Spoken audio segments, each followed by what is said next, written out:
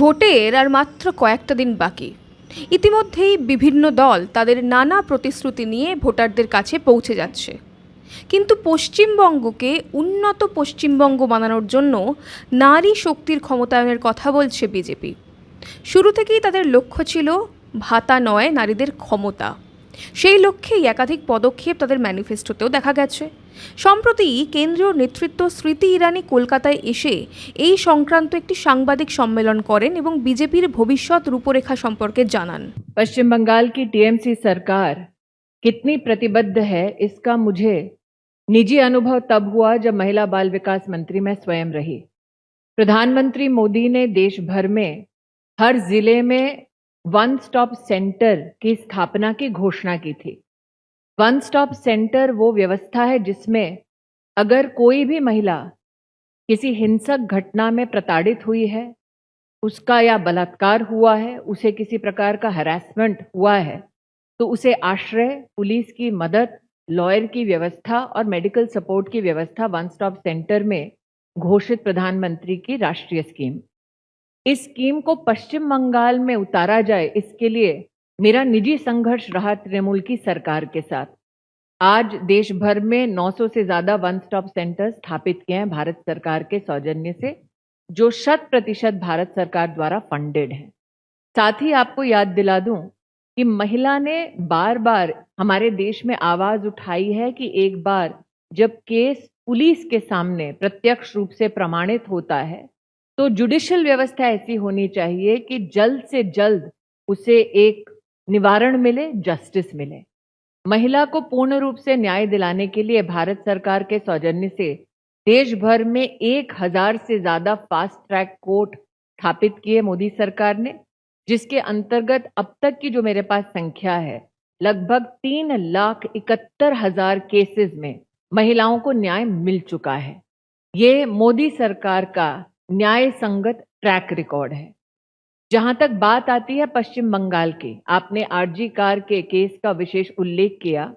ये दुख की बात है कि उस घटनाक्रम में जो विक्टिम हैं, उनकी माताजी ने जब अपने डेमोक्रेटिक राइट का निर्वहन किया, अपना कैंडिडेचर भरना चाहा, तो तृणमूल से इंस्पायर, तृणमूल के आदेश अनुसार गुंडों ने उनका न सिर्फ घेराव किया बल्कि सामाजिक बहिष्कार करने का भी प्रयास किया। पश्चिम बंगाल में तृणमूल की सरकार और तृणमूल के नेताओं का महिलाओं के प्रति क्या व्यवहार है, इसका प्रमाण स्वयं भारत की मीडिया दे चुकी है। এই নিয়ে আজ আমাদের ভিডিও শেষ পর্যন্ত সঙ্গে থাকবেন। নমস্কার, আমি স্বাতি। মাধ্যম ইউটিউব চ্যানেলের আরও একটি ভিডিওতে আপনাদের স্বাগত জানাই। দেখুন, দিন কয়েক আগেই নির্বাচনী প্রচার থেকে মুখ্যমন্ত্রী মমতা বন্দ্যোপাধ্যায় জোর গলায় ঘোষণা করেছিলেন তিনি নাকি 99.99% কাজ করে দিয়েছেন। তিনি ঘোষণা করেছিলেন মহিলারা লক্ষ্মীর ভাণ্ডার পাচ্ছেন, আর কি চাই। অথচ পশ্চিমবঙ্গের বাস্তব চিত্রটা সম্পূর্ণ আলাদা। তৃণমূলের অভিনেত্রীদের রংচঙে সংলাপ আর লক্ষ্মীর ভাণ্ডারের বিজ্ঞাপনে চাপা পড়ে যাচ্ছে হাজার হাজার মহিলার অত্যাচারের কাহিনীগুলো। পরিসংখ্যান বলছে পশ্চিমবঙ্গে মহিলাদের বিরুদ্ধে অপরাধের হার অত্যন্ত বেশি হলেও এই রাজ্যে মহিলাদের সঙ্গে হওয়া অপরাধগুলির শাস্তি তুলনামূলকভাবে অনেক কম। শাস্তি পাওয়ার হার মাত্র 17%। আপনারা হয়তো বুঝতে পারছেন না, বিষয়টা একটু ভেঙে বলি। যদি 100 জন মহিলা তাদের সঙ্গে হওয়া অত্যাচার থানায় এফআইআর করেন, তাহলে মাত্র 17% কেসে তারা বিচার পাচ্ছেন। যে সমস্ত বিষয়গুলি থানা পর্যন্ত পৌঁছয় না, আমি সেগুলো তার মধ্যে ধরলামই না। এই রাজ্যে মহিলাদের উপর হওয়া অ্যাসিড হামলার ঘটনাও দেশের নিরিখে প্রায় শীর্ষে। সারা দেশে হওয়া এমন ঘটনার 27.5% কেবলমাত্র পশ্চিমবঙ্গে দেখা যায়।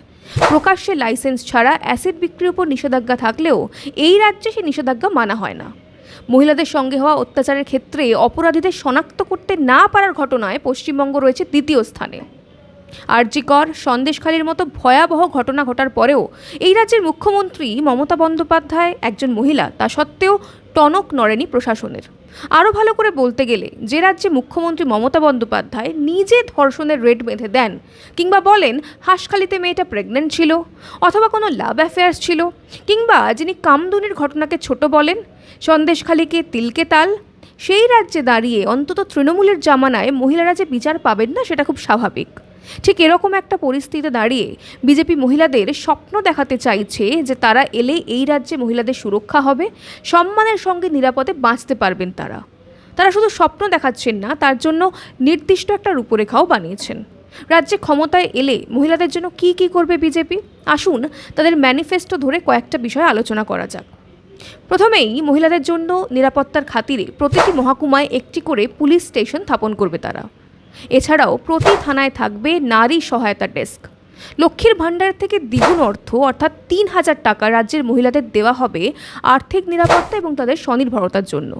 গড়ে তোলা হবে দুর্গা সুরক্ষা স্কোয়াড, তারা ব্যস্ত এলাকায় জনবহুল পাবলিক প্লেসে টহল দেবে। এছাড়াও সমস্ত সরকারি চাকরি এমনকি পুলিশ ফোর্সেও ৩৩% মহিলাদের সংরক্ষণ করা হবে। এছাড়া গর্ভবতী মহিলাদের এককালীন ২১,০০০ টাকা, কলেজে ভর্তি হলে ছাত্রীরা ৫০,০০০ টাকা পাবেন। সরকারি পরিবহনেও বিশেষ ছাড় থাকবে মহিলাদের জন্য।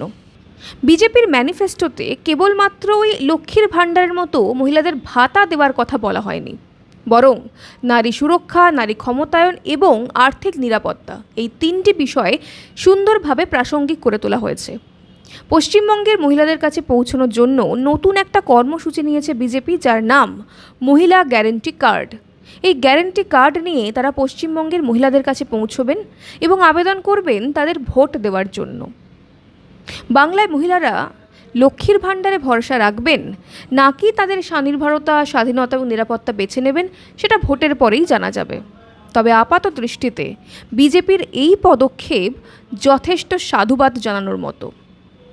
আমি বাংলার মায়েদের কাছে একটা প্রশ্ন করতে চাই, নিছকই ভাতা নাকি আর্থিক সামাজিক সুরক্ষা এবং নারী নিরাপত্তা, কোনটা চান আপনারা? জানান আমাদের কমেন্ট করে।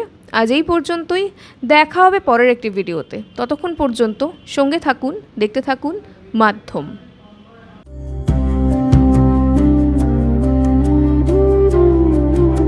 महाराष्ट्र, मेहनतकश किसानों की भूमि, समृद्ध गांवों की पहचान और विकास की असीम संभावनाओं का प्रदेश। प्रधानमंत्री नरेंद्र मोदी के मार्गदर्शन में और मुख्यमंत्री देवेंद्र फडणवीस के नेतृत्व में आज महाराष्ट्र ग्रामीण विकास, जल प्रबंधन और कृषि के क्षेत्र में नई ऊंचाइयां छू रहा है। सिंचाई कुओं के निर्माण के लिए स्पष्ट स्टैंडर्ड ऑपरेटिंग प्रोसीजर लागू किए गए हैं, जिससे किसानों को स्थायी जल स्रोत मिल सके। राज्य भर में 1,01,000 से अधिक विकास कार्य पूरे किए जा चुके हैं। इन प्रयासों से अब तक 16 करोड़ 15 लाख से अधिक मानव दिवस रोजगार का सृजन हुआ है। कोकण क्षेत्र में खारे तटीय भूमि के विकास के लिए 286.65 करोड़ रुपए की परियोजना स्वीकृत की गई है और डिजिटल कृषि को बढ़ावा देते हुए हॉटिनेट पंजीकरण में महाराष्ट्र देश में प्रथम स्थान पर है। जल प्रबंधन में उत्कृष्ट कार्य के लिए राष्ट्रीय जल पुरस्कार 2024 में महाराष्ट्र को देश का सर्वश्रेष्ठ राज्य घोषित किया गया है। राज्य सरकार ने पंप्ड स्टोरेज परियोजनाओं के लिए 51 समझौता ज्ञापनों पर हस्ताक्षर किए हैं, जिनसे 70,000 मेगावाट क्षमता विकसित होगी। इन परियोजनाओं से लगभग 3.83 लाख करोड़ रुपए का निवेश आएगा और 1.13 लाख से अधिक रोजगार के अवसर पैदा होंगे। इसके साथ ही नदी जोड़ परियोजनाओं और सिंचाई योजनाओं को तेजी से आगे बढ़ाया जा रहा है। प्रधानमंत्री किसान सम्मान निधि योजना की 21वीं किश्त के तहत 1,808 करोड़ रुपए सीधे 90 लाख किसानों के खातों में पहुंचाए गए हैं। राज्य में प्राकृतिक खेती मिशन को बढ़ावा दिया जा रहा है। किसानों के लिए फार्मा मोबाइल ऐप और डिजिटल किसान आईडी, एग्री स्टैक जैसी आधुनिक व्यवस्थाएं शुरू की गई हैं।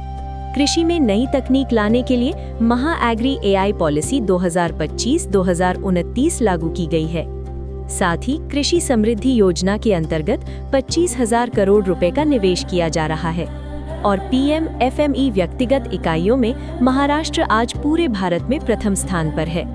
प्रधानमंत्री नरेंद्र मोदी के मार्गदर्शन में और मुख्यमंत्री देवेंद्र फडणवीस के नेतृत्व में महाराष्ट्र बना रहा है समृद्ध गांव, सुरक्षित जल संसाधन और समृद्ध किसान। नया विश्वास, नया विकास, नया महाराष्ट्र।